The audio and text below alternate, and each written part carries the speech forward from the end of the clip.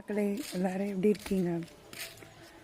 அதாவது ஏற்றுக்க முடியலனாலும் இதுதான் நிஜம்.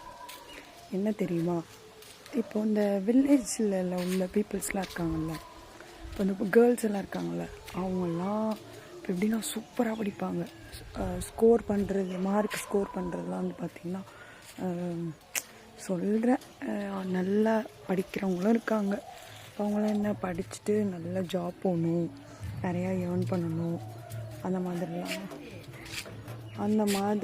அவங்க நினைப்பாங்க.